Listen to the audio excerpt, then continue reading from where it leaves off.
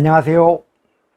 행복 인생 수업을 진행하는 행복 큐레이터 이재홍입니다. 오늘은 24강입니다. 24번째 강입니다. 중학 행복 수업 행복 비결의 하편이 오늘의 제목입니다. 2주 전부터 중학교 행복 수업에서 사용하는 그러한 행복 교과서 내용 중에 9가지 행복 비결이 나오는데 그 9가지 행복 비결에 대해서 설명을 드리고 있습니다.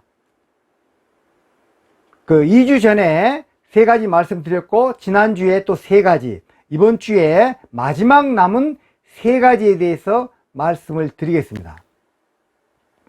그 9가지 행복 비결 중에 오늘은 7번째 주제입니다. 교과서 8장이죠. 8장의 제목은 관계를 돈독하게 하기입니다. 그런데 그 관계에 대해서는 제가 행복 인생 수업 제4강 4번째 강의에서 행복과 인간관계의 과학적인 증명이라는 제목으로 강의를 한 바가 있습니다. 하버드 대학에서 800명을 대상으로 80년 이상의 장기적인 실증 연구를 했는데 굉장히 유명한 그러한 연구죠. 그리고 그 연구 결과 행복의 조건이라는 책도 나와가지고 세계적으로 베스트셀러가 됐습니다. 거기에서 그 결론이 인간관계가 노년의 행복에 가장 중요하다는 거가 밝혀졌습니다. 실제 80년 이상의 실증 연구를 통해서 그렇게 밝혀진 것이죠. 원시시대에서도 최고의 형벌은 집단에서 추방되는 거였어요. 집단에서 추방되면은 그냥 바로 맹수에게 잡혀 먹였죠. 그때부터 이미 어떤 집단에서 나오면 관계가 끊어지면 나는 죽는다 라는 어떤 그러한 불안 유전자가 우리에게 전부 지금 있는 거죠. 우리의 DNA 속에서는 관계가 없으면 우리는 죽는다, 이런 게 우리 DNA가 지금 그렇게 유전자 속에 지금 밝혀져 있는 거예요. 그래서 관계가 이렇게 원만치가 않으면은 우리는 바로 불안해지고 스트레스를 받습니다. 지금 현재 교도소에서도 최고의 형벌이 바로 독방 수용하는 거죠. 그냥 여러 사람에서 관계를 빼앗는 것이죠. 그래서 인간관계에서 이제 가장 중요한 게 가족과 친구와 공동체라고 그때 이제 강의에서 제가 말씀을 드렸습니다. 오늘은 이제 다시 공동체에 대해서 간단하게 한번 또 말씀을 드리겠습니다. 로제토 효과라고 해가지고 미국 펜실바니아 로제토 지방에 있었던 그러한 이제 학자들의 연구 결과를 그 당시에 소개를 시켜드렸습니다. 그 결론이 그겁니다. 로제토 그 주민들의 굉장히 어떤 그 건강, 아주 오래, 다른 타 지역보다 건강하게 오래 산 그러한 로제토 주민들의 건강 비결은 유전이나 환경, 식생활, 운동, 그러한 것 같은 물리적인 것이 아니고 가족과 공동체 사람들 간의 아주 친밀한 관계더라 라는 게 그 당시에 이제 학자들의 결론이었던 거죠. 그래서 우리의 어떤 인간관계에서 항상 사람을 만나는 것은 인연이지만은, 그러나 우리가 그 관계를 돈독하게 하고 오래 유지하고 좋은 관계를 유지하는 것은 바로 노력이 필요하다는 게 굉장히 중요한 것이죠. 친구와의 어떤 사귐에 있어서도 노력이 굉장히 중요하죠.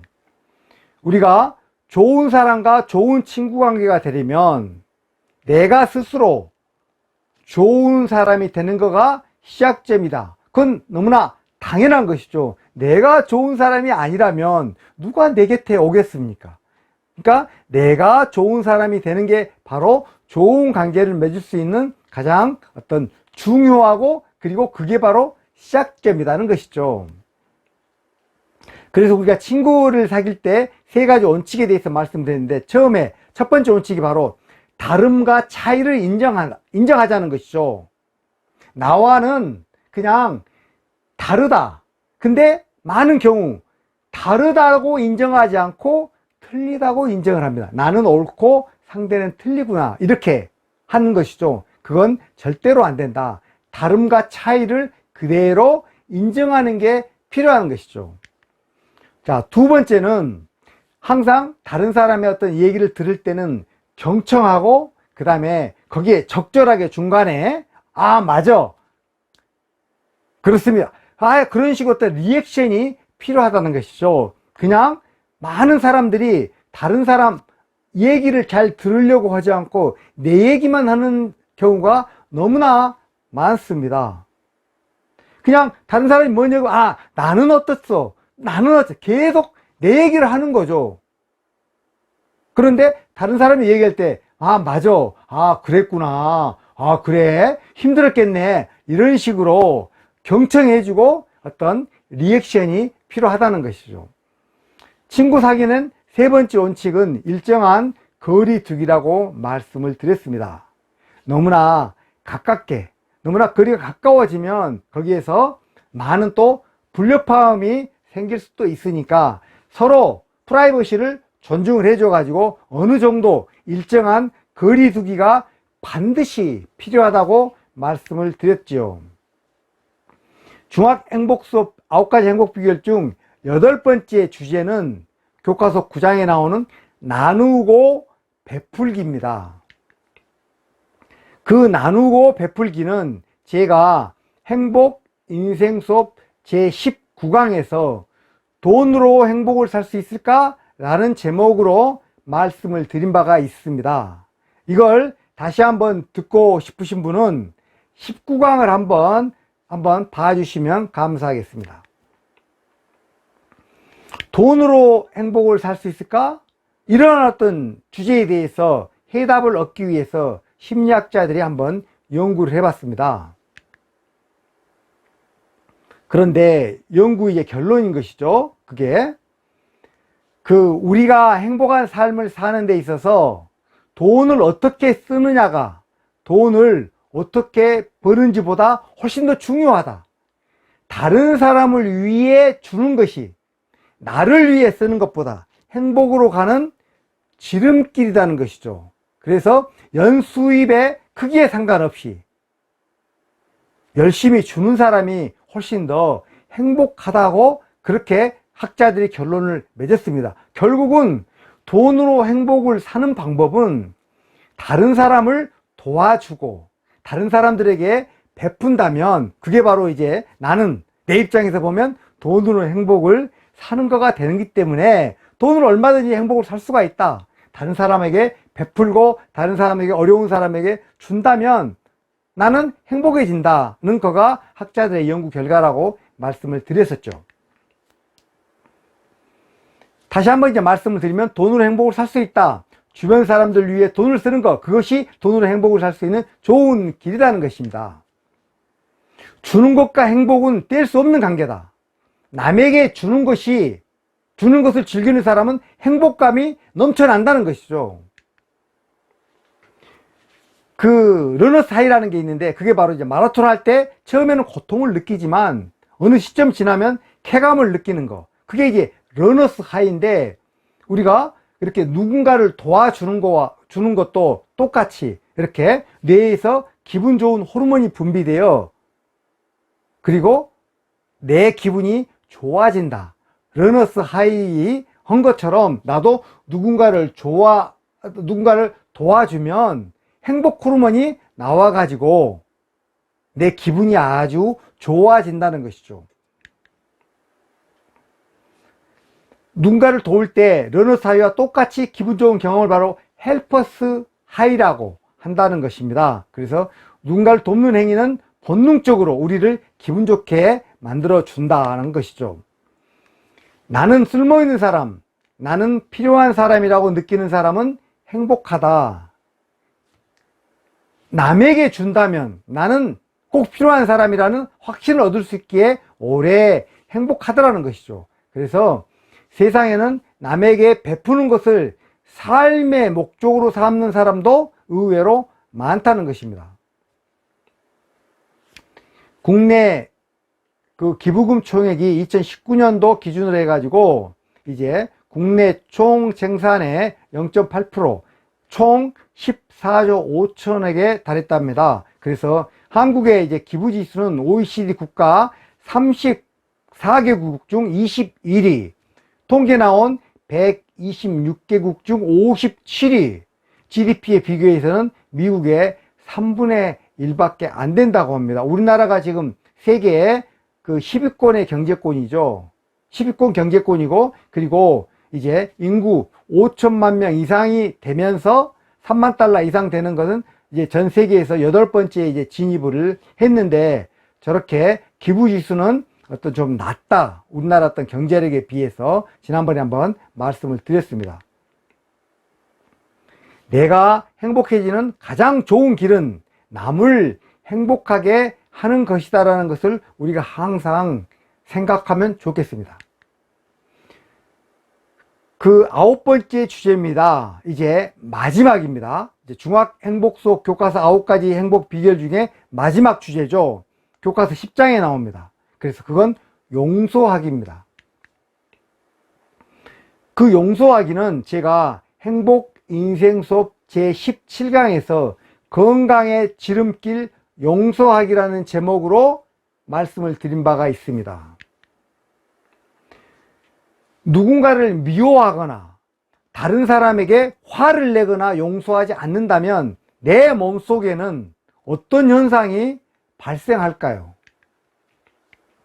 내 뇌는 위기 상황이라고 판단해 가지고 스트레스 호르몬을 방출한다고 합니다. 코르티솔, 아드레날린, 노르아드레날 이런 스트레스 호르몬을 방출을 한다는 것이죠. 그러면은 내 면역력은 저하되는 거죠. 결과적으로 모든 병에 취약해진다. 그래서 이제 그게 심리신경 면역학, 심리학과, 뇌과학과, 면역학이 합해져 가지고 탄생된 그러한 학문이 심리신경 면역학인데, 그 심리신경 면역학에서 명확하게 규명된 사실이라는 겁니다. 그래서 용서를 잘하는 사람은 심장질환의 위험수치가 낮고, 잠도 잘 자고, 두통, 요통, 감기와 같은 병치레가 적고 전반적으로 건강상태가 좋다. 이 학자들의 어떤 다 연구해본, 아까 심리신경 면역학 학자들이 다 모여가지고 연구를 해보니까 저런 어떤 연구 결과가 나온 겁니다. 그래서 용서를 잘하는 사람은 긍정적이고 우울증도 적고 스트레스도 적고 더불어 다른 사람을 잘 돕고 다른 사람과의 관계도 더 좋더라는 것이죠. 근데 현실적으로 인간관계 중에서 가장 어려운 것이 용서라는 것이죠.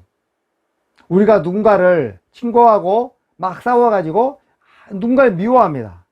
그런데 현실적으로 그걸 그냥 그대로 용서한다는 게 쉽지가 않지요. 그러나 용서는 자신의 행복한 삶을 위해서 어렵지만 반드시 해야 하는 문제입니다. 상대를 위해서가 아니고 내 건강을 위해서. 내가 아무리 누군가를 미워한다 해도 그 사람에게는 전혀 지장이 없죠. 그런데 나는 지장이 있잖아요. 내 건강이 나빠지죠. 그래서 용서는 나에게 잘못을 저지른 사람을 위해 화를 억누르고 넘어가는 것이 아니고 나를 위해 마음속에 미움과 상처를 지우는 과정입니다. 다른 사람을 위해서가 아니고 나를 위해서다라는 걸 항상 우리가 생각을 하면 비교적 용서하기가 쉽게 되겠죠. 그 용서는 이미 일어난 일을 없었던 것으로 하는 것이 아니고 지나간 일로부터, 과거로부터 내가 자유스러워지는 것입니다. 그것도 해방되는 것이죠. 그래서 용서하는 것을 통해 가장 큰 혜택을 받는 사람은 바로 나 자신인 것이죠. 그 넬슨 만델라 참 유명하죠. 용서를 해줬죠. 감옥문을 나서는 순간 나는 그 사람들을 계속 미워한다면 여전히 감옥에 갇혀있게 된다는 사실을 깨달았다. 그래서 본인을 그렇게 20몇 년 동안 감옥에 그렇게 가두었던 사람들도 그냥 다 용서를 해가지고 화해를 했죠. 그래서 아주 전 세계적으로 아주 넬슨 만델라는 용서하기의 대명사처럼 불립니다. 만약에 우리가 용서를 하지 않는다면 우리는 분노와 증오라는 감옥에 계속 갇혀있게 됩니다. 그래서 용서는 상대를 위해서가 아니고 바로 나 자신을 위한 것임을 항상 우리가 기억해야 하는 것이죠. 내가 나에게 줄 수 있는 가장 큰 선물이 바로 용서입니다. 부처님이 말씀을 하셨어요. 분노에 차 있는 것은 마치 뜨거운 석탄을 누군가에게 던지기에 손에 쥐고 있는 것과 같다. 누군가 미워가지고 저놈에게 그냥 내가 아주 뜨거운 석탄을 집어 던지려고 그러면 자기 손이 먼저 타버리는 것이죠. 그거와 마찬가지라고 부처님도 말씀을 하셨습니다. 오늘 행복 인생수업 TV 24강은 중앙 행복수업 행복비결의 마지막 편 하편을 말씀을 드렸습니다. 오늘로 해가지고 세 번째 3주에 걸쳐서 말씀드린 중앙 행복수업의 9가지 행복비결 9가지를 모두 다 끝내겠습니다. 이것으로 24강을 마칩니다. 고맙습니다.